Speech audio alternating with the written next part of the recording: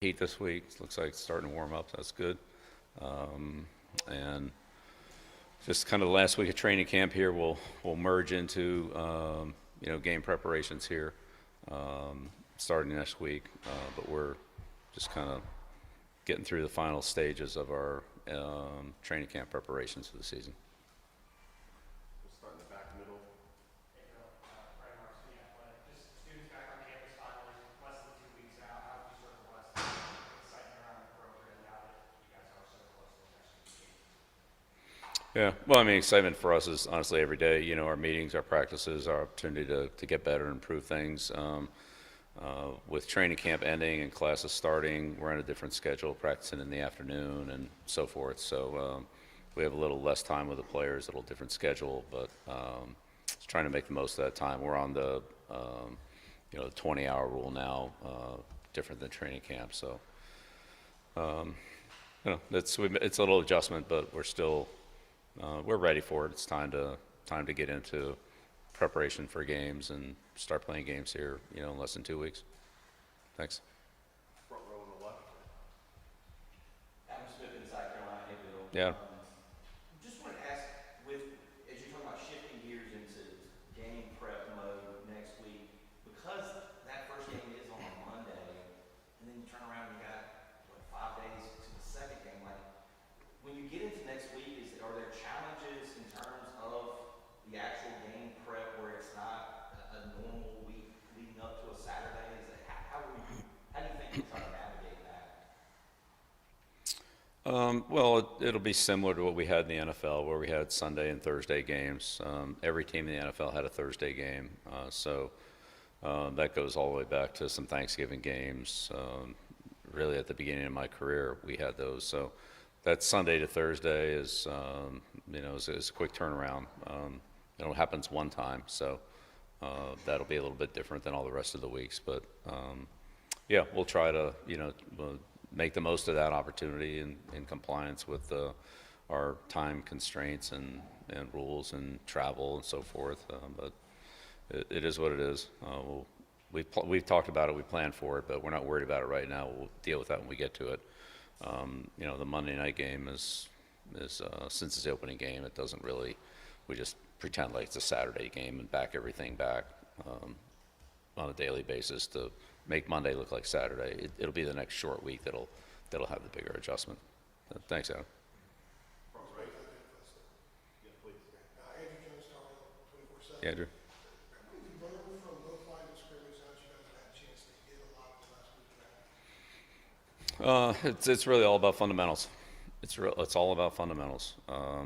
There are times when we do things well and they look good, and then there's times when we fundamentally don't do things well and they don't look good. And so it's really about consistency, footwork, and especially on the offensive line, all 5 guys seeing the game kind of through one set of eyes, all recognizing what the front is, what our adjustments are on the blocking schemes, and how the 5 of us are going to block 5 opponents or 6 in pass protection if there's a duel on or something like that. But making sure that all 5 of us see it the same way, because if one of us is off, then it's a problem. So, but the little things, the fundamentals, the footwork, the hand placement, the blocking techniques, and defensively, defeating one-on-one blocks, defeating double team blocks, defeating combination blocks, as well as transitioning from the running game to pass rush and play action passes. And then our pass rush on third down. There's a lot of different skills that need to be worked on in pads, in competitive contact situations that we weren't able to do. And so we're making progress on all those. But when you look at it, it's a decent amount. And then we start adding pass rush games and run stunts where multiple people are involved in movement on the defensive line. Again, it involves more than just my technique. It also involves collectively 2 or 3 of us working together on different stunts and so forth. So, it's more to work on than we have time to work on. We're moving ahead with it, like everybody else. If we had 6 weeks to prepare, we could use all 6, but we don't. We'll take the time that we have, and, we'll be ready to go and go on from there. Quick follow-up on that. You said that before you guys started hitting them, that's where you're getting a lot more answers with those guys when you started hitting them. Yes. Have you got all the answers you were looking for on those sites? Well, as I said, it's very much of a work in progress. But we know a lot more than we did, for sure, a lot more. But we still have a long way to go, and players are improving, and we'll just see what the rates of improvement are. You know, some guys are maybe improving at this kind of rate, and other guys here, and then there's a talent level, and then it's how players work together. It's not necessarily, you know, these 5 players individually, it's what 5 players collectively function together the best. And some of that involves communication and adjustments and so forth. And so, again, we're just trying to find not only the best players, but ultimately the best offensive line combination that works. And so, you know, we've also moved some players around a little bit so that, you know, centers and guards, a little bit of guard and tackle, swing tackles.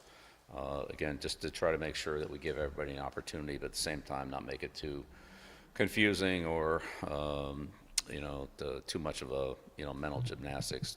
Want to play aggressively, but the flexibility would help them both in their career and also in their understanding of what other players are doing on the same play, which will hopefully help them play better. So it's a, you know, combination of those things. Mm-hmm. My next one? Hey Bill, Noah Westcott, sorry, Noah Westcott, nice to meet you. Alex Taylor's meeting with us today. What have you seen out of him this fall, and where have you seen him grow most? Well, again, I've only seen him since the spring, right? I mean, I wasn't here with him last year, but smart guy, very dependable, can play multiple positions, you know, has been productive in multiple areas, you know, down the field and as a route runner, and making adjustments in the passing game based on, you know, rolled coverage, off coverage, press coverage, things like that. So he's one of the players that the quarterbacks have a lot of confidence and trust in, that he's earned through, you know, making good decisions and being dependable over, you know, multiple days, weeks, and routes. So, you know, glad we have him, but really like the versatility that he brings. He can line up in a couple different spots for us, and that helps you formationally. Mm-hmm. Middle left. Bill, Aaron here today, you checked your career is, you've checked almost every box of championships and so forth. You've done a lot of things. A lot of people will say, I'm good with this, but you're still here. You're on ground zero, building a college program for the first time. What is it that you think that keeps you as hooked to this sport, to building a team, to preparing for a game? What do you think is the part that has you the most focused? Yeah, really. I mean, all of it. I mean, I enjoy all of it. I enjoy the bringing players onto the team, whether that's recruiting or transfer or scouting those players, evaluating them. I enjoy the team building. You know, bringing the team together, seeing these guys come together and learn how to become a team. The strategy, the X's and O's, and the competition of it. It's a great conference. There's a lot of great players and teams in this conference. Great coaches. Had an opportunity to spend some time with them in a couple different, you know, ACC functions, and you know, guys like Billy O'Brien that are, you know, great coaches. Dabo, ton of respect for them and the programs they run. So, you know, I enjoy all of it, and hope that I can help our players and our coaches and our team perform well by doing my job and, you know, giving leadership to the program.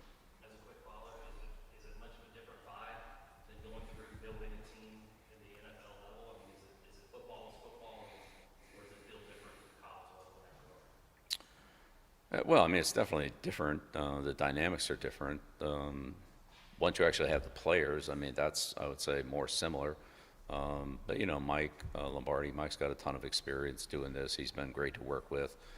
He's got a good staff. We have a lot of people who have experiences either with us or similar to the way we want to try to do things and build the program, and that's been really helpful.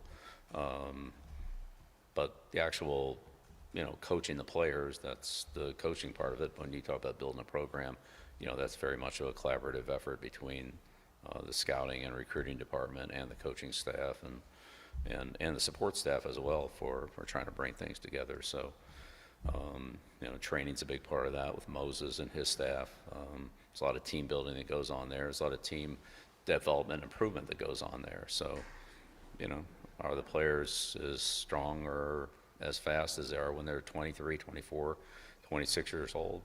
Probably not, but I would say the rate of improvement is a lot higher here. We've seen a lot more growth and improvement than what we would in the NFL in terms of, percentages and the raw numbers. Maybe not quite to the heights, but the rate of improvement and the growth percentage-wise has been much greater than what we ever saw in the NFL. So you know that you're helping the players improve, and they see themselves improving. And generally speaking, they want to work harder so they can see more of it. So it's been very refreshing and say satisfying. We'll see what we do on the field, but that's we're coming along there too. We'll see how it turns out. Back right. Michael Williams from Carolina Sports Network. What are the challenges that you have in building cohesion with your offensive line in such a compressed amount of time? And as a side to that, is there any adjustment that needs to be made or coached with your offensive linemen based on whether they have a left-handed or right-handed quarterback in the game? Yeah, I think the lefty-righty thing has, a little bit involved with play calling, especially, play action passes, things like that. When you have to turn your back on the defense and the footwork, I think if you go back and look at, like Coach Walsh, Bill Walsh, he's a player a coach that's talked a lot about that, from Montana to Steve Young as an example, and things like that, how it changed their offense. And I would agree with a lot of those. Fundamentally, it's the same, but there are some nuances that are a little bit different. The thing with the offensive line, again, as I mentioned, was just the individual personal development for each player, but also collectively how they work together as a unit. And sometimes if you have to make an adjustment, a player's out, do you move the player behind him ahead, or do you move somebody else from another position over and move somebody up at that position where there maybe is a little more depth? Things like that. Maybe it's a combination of both. But those are the kind of things that it's the five guys that are out there, but I know from experience that very rarely does any team play with the same five offensive linemen through the entire season. It just statistically doesn't happen very often. It's great when it does, but usually that's not the case. And I think you're probably talking about 10 to 15% of the NFL teams where you would see that. It was maybe a couple teams a year, but for the most part, everybody had to deal with some type of changes on the offensive line, and I'm sure that's true in college football too, based on the time I spent scouting it. So that's what you have to be ready for. You have to be ready to put your best guys out there in the best positions, but also stuff happens, and then you have to be ready to adjust. And what are those adjustments? And but the lefty-righty thing, I think, there's some nuances to it, no doubt about it. I don't think it's dramatic, though. I think you can still, you run your offense the way you run your offense. Back left. Hey, Bill, Wilson from URL. How close do you think you are to naming a starting quarterback, and how would you evaluate that competition so far? Yeah, we're getting ready to do that this afternoon, to announce the starting lineups and the play times and how we'd be substituting everything. So Brandon will get that to you as soon as we get done. We want to make sure we get that out there right away. Sounds good. If I could follow up, since I appreciate the tongue sheet. Last time we did talk to you, talked about moving to the evaluation stage. Mm-hmm. What have you kind of taken away from that so far? Oh, yeah, there's no doubt. Some players have separated themselves from others, and that's excuse me. Yeah, that's a big part of what last week and this week really are about, are the evaluations and the separation. Who's earned playing time, who's earned positions, and who hasn't. I think that will be finalized at a later point in time, but certainly it's starting to. There's starting to be some separation, and experience can be a big factor in that. That's always a hard one when a player who's maybe less talented but more experienced outperforms a player who's less experienced and more talented, and then you just, as a coach, wonder what will happen when that less experienced player gains the experience because he has more talent and maybe more potential. When do those lines cross, and when does the younger, less experienced player overtake the other one? What's the timeline on that? And I'd say that's a little bit of the challenge here in college football is there's a little bit less time to make that. You have the 3 preseason games in the NFL and a couple scrimmages, and sometimes that will start to declare a little bit quicker here, we'll see how they play when they actually play in games. We don't have the preseason games, so we'll just see how all that works out. But yeah, there's definitely some separation that's occurred, and I wouldn't be surprised if a couple things change from where we are now to a week from now. But we'll just have to see how that turns out. I can't tell you how players are going to perform. That'll be up to them. Front row on the left. Bill, Rob Ashley, Fayetteville Observer. How would you describe the physicality you've seen so far in the live periods, full pads, and has it lived up to your standards at this point? Yeah, we've done a lot more live work here than we ever did in the NFL at any team I was ever on. So that part of it's been actually an interesting thing to see. Some of the coaches that are on our staff that have had a lot of college experience have talked about the necessity to do that. Again, obviously without preseason games, it's we do need to do it, and we've done it. And so it's been good. The intensity's been good. The competitiveness has been good. I think we've really emphasized trying to learn how to practice and practice very competitively, but at the same time, taking safety into account, knowing that we're, got to take care of our teammates, and the players have done a really good job of adapting to that. We really haven't had too many issues, very few injuries to deal with, and even though we've had quite a bit of contact in our padded days. So I think that part's been really, really good. The amount of contact that we've had with the very few guys, losing any playing time at all because of it has been good.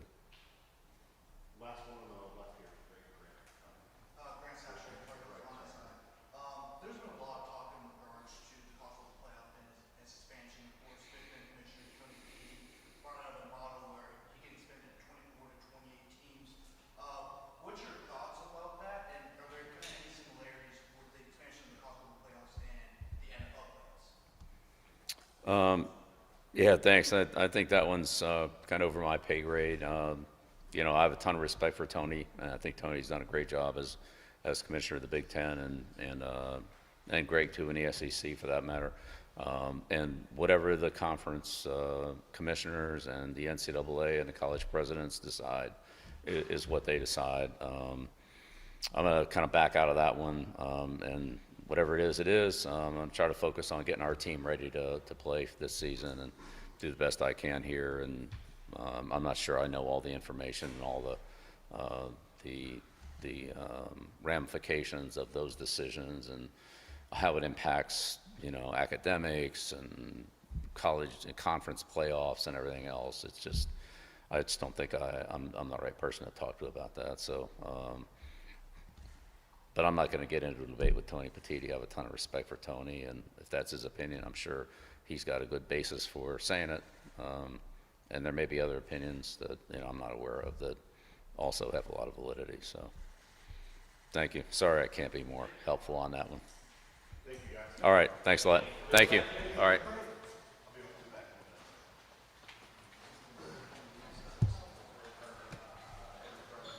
Bill, sorry.